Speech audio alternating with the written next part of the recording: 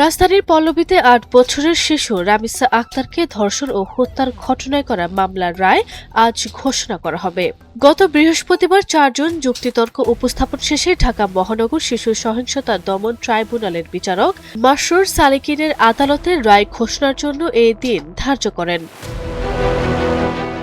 মামলার যুক্তিতর্ক শুনানিতে রাষ্ট্রপক্ষের আইনজীবী অ্যাডভোকেট আজিজুর রহমান দুলু বলেছেন, আসামি সোহেল রানার স্বীকারোক্তিতে প্রতীয়মান যে তিনি ঘটনার দিন মাদকাসক্ত ছিলেন না। তিনি সুস্থ মাথায় খুন ও ধর্ষণ করেছেন। সোহেল রানার স্ত্রী চাইলেই অপরাধ ঠেকাতে পারতেন, কিন্তু উনি অপরাধ প্রিভেন্ট করার চেষ্টা করেননি।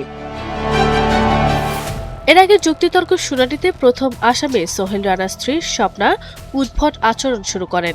এ সময় পুলিশ সদস্যরা তাকে জোর করে ধরে রাখেন।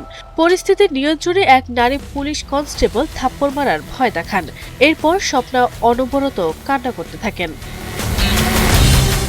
এর আগে গত ২৪ মে মামলার আসামি সোহেল রানা ও তার স্ত্রী স্বপ্নার বিরুদ্ধে অভিযোগপত্র দাখিল করে পুলিশ। এরপরে সিএমএম আদালত অভিযোগপত্র গ্রহণ করে মামলাটি বিচারের জন্য ঢাকা মহানগর শিশু সহিংসতা দমন ট্রাইব্যুনালে বদলির জন্য আদেশ দেন। অভিযোগপত্রে আসামি সোহেলের বিরুদ্ধে ধর্ষণ ও হত্যার অভিযোগ এবং তার স্ত্রী স্বপ্নার বিরুদ্ধে হত্যায় সহযোগিতার অভিযোগ আনা হয়। অভিযোগপত্রে ১৫ জনকে সাক্ষী করা হয়।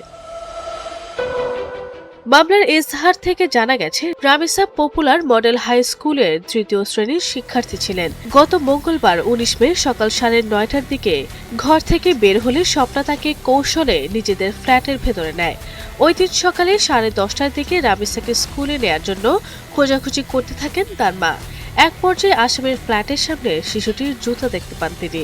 ডাকাডাকির পর কোনো সাড়া শব্দ না পেয়ে রামিসার বাবা মা এবং অন্যান্য ফ্ল্যাটের লোকজন দরজা ভেঙে ভেতরে প্রবেশ করে আসামির শয়নকক্ষের মেঝেতে রামিসার মরদেহ এবং একটি বড় বালতিতে তার মাথা দেখতে পান। পরে পুলিশ স্বপ্নাকে হেফাজতে নেয়। তথ্য প্রযুক্তির সহায়তায় নারায়ণগঞ্জ জেলার ফতুল্লা থানার সামনে থেকে আটক করা হয় আসামি সোহেল রানাকে। আরবি ইসলাম হিমু, এনটিভি অনলাইন।